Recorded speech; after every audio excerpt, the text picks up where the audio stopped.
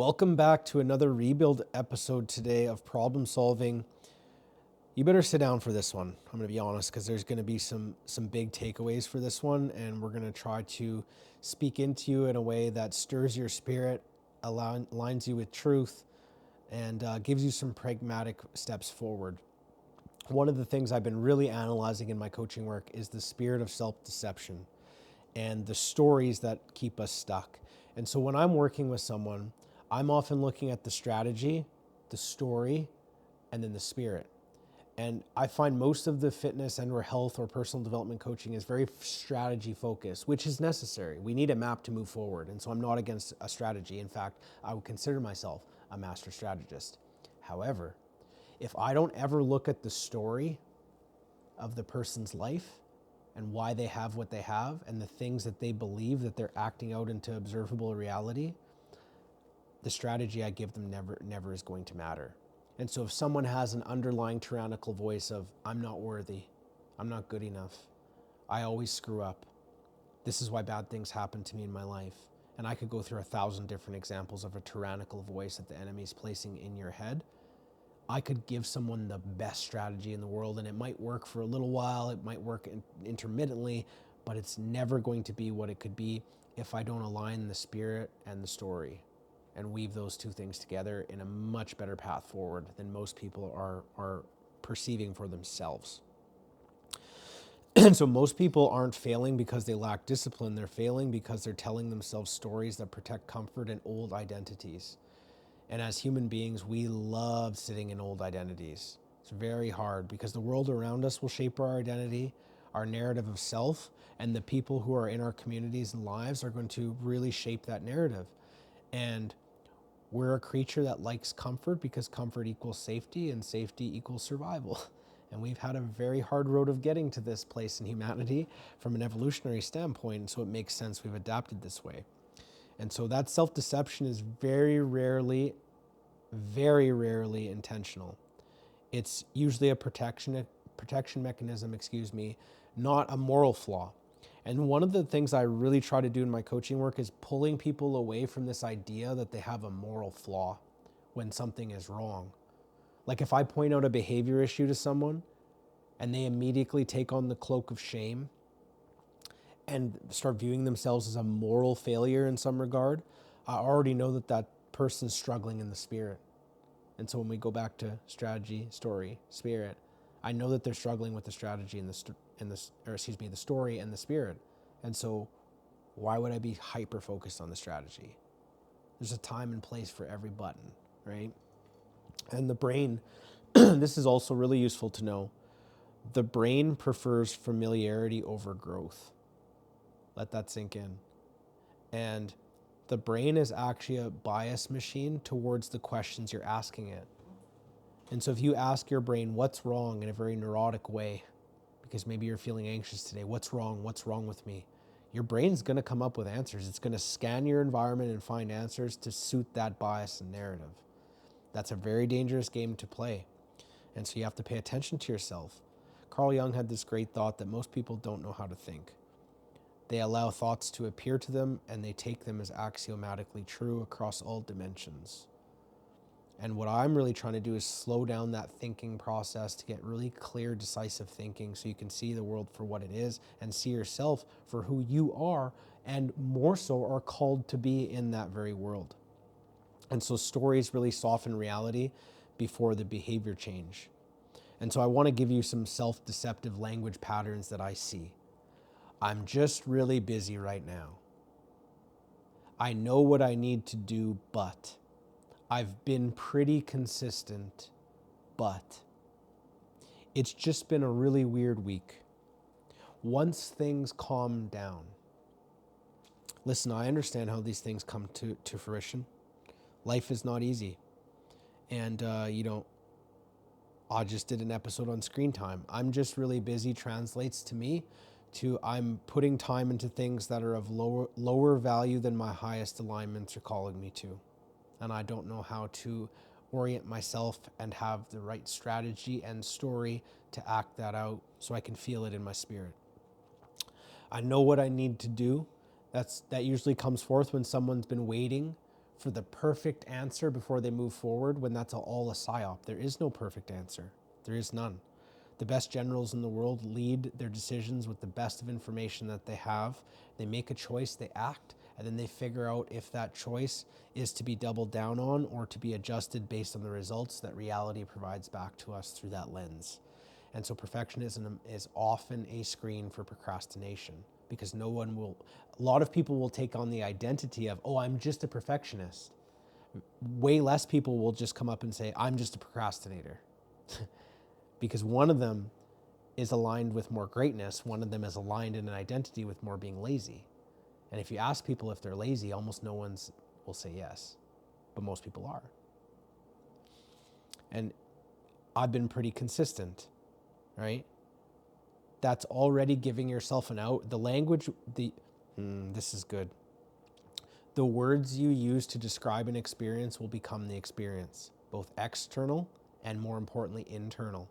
And so I've been pretty good, or I've been pretty consistent, but you can already see where you're leaving yourself a trap door to act out a behavior that isn't in your highest value alignment with the goals that you set for yourself. You can see that perfectly clear as day. Once things calm down, things are not going to calm down. Listen, two things can be true at once, so this is almost like a disclaimer. I've seen people go through terrible life situations. I myself, 2025 was a big year. I exited 4 businesses. I started a new one. I exited a marriage. That's a whole thing that is, people don't realize how horrible that is until you get into it. And I would say that, I had a positive experience compared to how unpositive those can be. And it just is so hard on people. And so I hope that not every year looks like 2025. Who knows? Only God and time will tell. But I will say this, most of the times we're saying once things calm down, they're not uncalm right now. When we learn to carry a peace in our heart, we bring peace to the environment. If we require the environment to be peaceful for us to have peace, good luck. The world's never going to give that to you. It's never going to give it to you. It's just going to change. It's going to change the way it looks. So maybe you have a newborn right now. Sleep is really, really hard to come by. Maybe it's the kid's first day of school, but then it's their first days in middle school. Then they're graduating high school. Then you're figuring out how to pay for college. All of those things are not calm. None of them are calm. And so if you're just waiting until this ship comes in, if things are going to settle down before you act any behaviors out towards your highest values, that's going to be a very, very, very sad reflection. And I'm way more scared of regret than I am anything else. And I'm more scared of that for people because I know that's what they're going to feel if they act that out over the course of their life. So a lot of the times what's happening underneath this is we're avoiding discomfort. There's a fear of sustained effort. There's a fear of being fully seen, and there's a fear of trying and failing, even though it might be honest. That's okay. That's okay.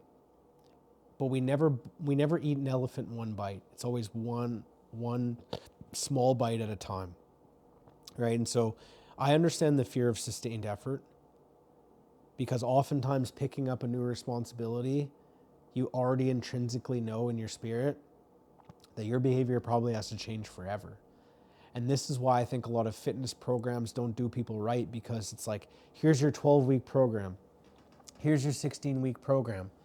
But guess what? When that program's over, you have to act out at least some of those behaviors probably for the rest of your life. Now, maybe it's a very specific hybrid style of training or something. You don't have to do that, but you're probably going to have to move your body. You're probably going to have to be responsible for what goes into your pie hole for food. You're probably going to have to, take some of your time management into account. You're going to have financial stewardship. You're going to have to work on communication. Like the things don't just go away. We don't just get stuff and then be able to take the responsibility, actions and behaviors that led us to getting that, and then foregoing all of them and keeping the result. So many people don't think that through, in my opinion. And here's the other thing. The constant lying to ourselves, and I know this is why people can't hide from me. I know that there's so much lying to yourself, especially if you're quite a bit overweight. You're lying to everyone, and particularly yourself, the most. How come you didn't want to come to the beach? Oh, I worked overtime. Nope, it's because you don't want to be seen in a bathing suit on the beach. The end. I already know. And it preserves the identity, it delays accountability, and it keeps hope very abstract. And a lot of people are really struggling with hope, but that's because they're struggling with taking just one small step, right? And lying to ourselves will keep us from the immediate shame, keeps us from some immediate shame of having to almost like repent and be like, you know what? I'm not living my life towards the highest values. I'm not doing what I know I could or should do, or even more importantly, would do. And then you don't have to feel any of that initial shame. But I think we've hijacked the word shame. I think some shame is necessary. I want to be really honest with you right now. If I didn't suffer some of the shame that I suffered going through my divorce, I probably wouldn't be here in this very heart and spirit position, because I had to feel some of the pain of some of my negative actions and see in real time how those actions affected other people. And it humbled me. It humbled me in a way that made me never want to lie to myself again, because I'm not exempt from this. I've just mastered it in some of the realms of personal development, maybe health and fitness. But I'm still learning it in a whole bunch of other areas about relationship building and closeness and faith and spirit, right? And so it's not that I have it all figured out. I just know that our default is to lie to ourselves when we're missing the mark. And so for me, I'm trying to never show up as a judge, never a judge.